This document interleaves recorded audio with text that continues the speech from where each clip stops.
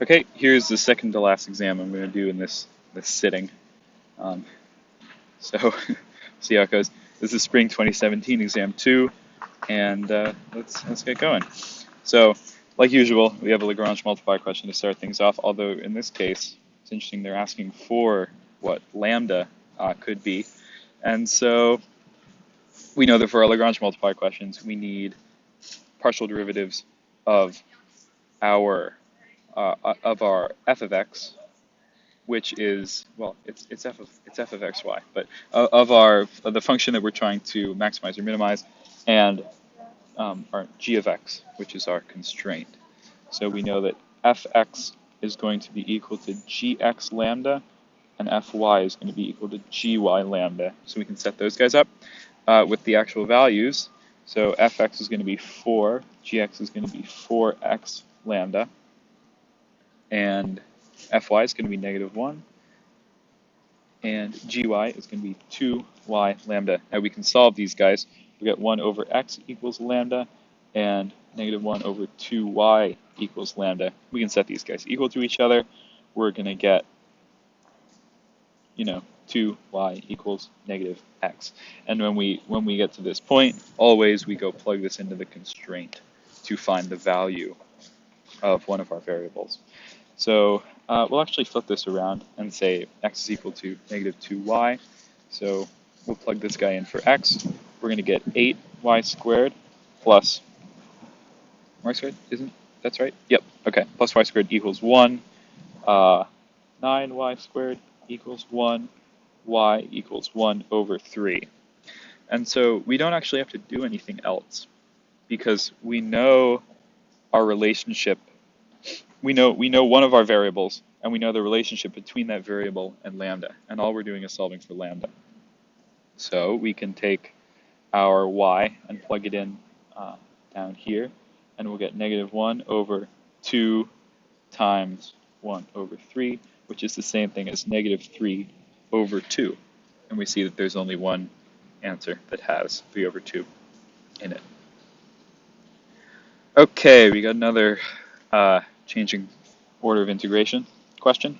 Always when we do this, we want to draw out our region. So we're a triangle with vertices 0, 0, 0, 1, and 2, 1. So, there's my really crude triangle, and we're in this area here. They want us to integrate with respect to x and then y. So dx dy, our integrand is going to remain the same, 2e to the y squared. Oops, to the y squared. And we're going to, here we go, integrate with respect to x first. So we're drawing a line parallel to the x-axis, seeing what that intersects first. It's looking like it's intersecting the line y equals 0. So there we go. And then we're intersecting this line that forms, that side of the triangle. And we can see that that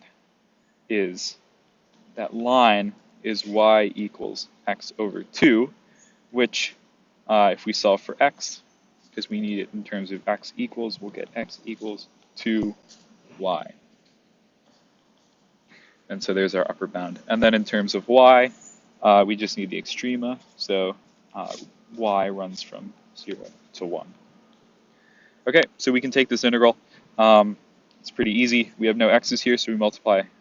We had an x and substitute that guy in because we have a 0 down here. So we're going to get 4y e to the y squared. And we're integrating this from 0 to 1 dy. I'll save you the u sub.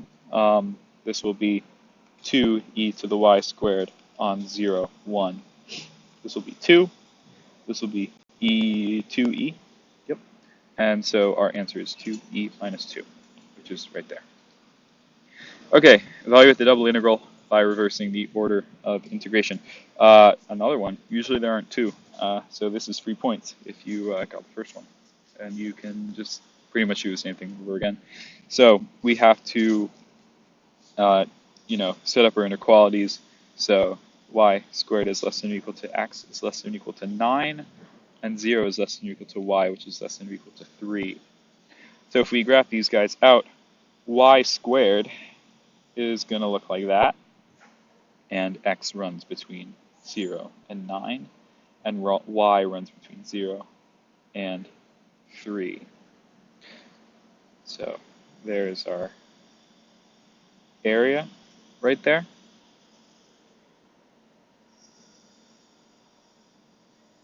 Yes, okay, that's correct. I'm just making sure because it could be over here, and I hope I'm not messing that up. I sometimes have trouble figuring that out, but that is okay.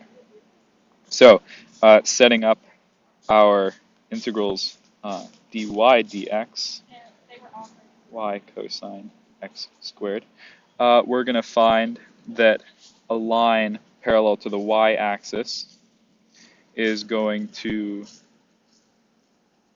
Nope, you know what? I think I did do this wrong. I did this incorrectly. This is our area because x is less than or equal to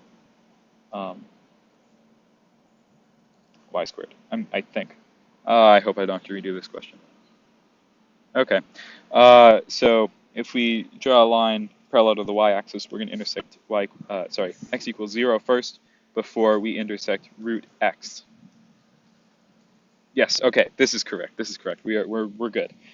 Before we intersect root x, and then for x we just need the extrema, so it's going to run from 0 to 9. So taking this derivative with respect to y, we're going to get y squared over 2, and we're going to leave this guy out for now because we're evaluating on 0 to root x. This is just going to be x over 2, and this is going to be 0. So x over 2 cosine of x squared evaluated on 0 to 9 dx. Again, more u sub. This is going to be sine x squared over 4 evaluated on 0 to 9. We know sine of 0 is 0, so that's 0. And this is going to be sine 81 over 4. Yeah, sorry for the little screw up over here. I am recording these all in one go and starting to go crazy. So sorry about that. Okay, number 4. This is the only question that they've ever done in the last couple of years where they actually want a center of mass. They usually just want you to be able to find the mass, but we can do this too. This is fine. We know that y bar, which is going to be like the center of, the y value of the coordinates for the center of mass is going to be mx over mass. And I really hate this because really what mx means is do the integral for mass, but multiply by y.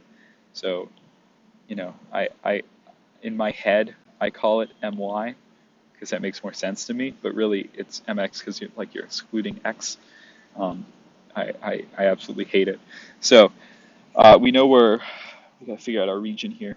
So we're bounded by y equals x squared and y equals 0 and x equals 1. So there's our area in there, and it's really crude, but we don't really need that much because we can set up our little double integral dy dx.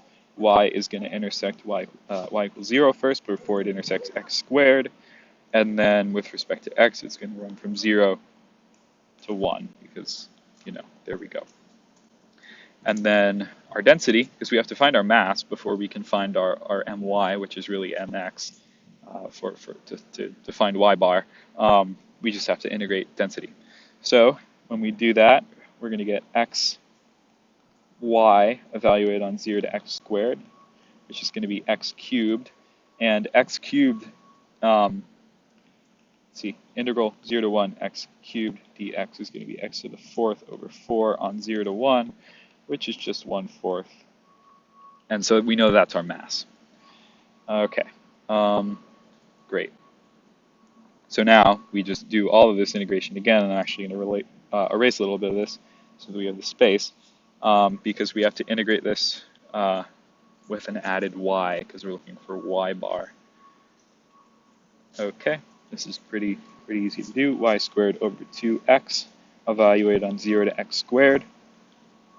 It's going to be 0. It's going to be x to the 5th over 2. And then this guy on 0 to 1 dx is going to be x to the 6th over 12. That's not a 10, that's a 12. On 0 to 1, which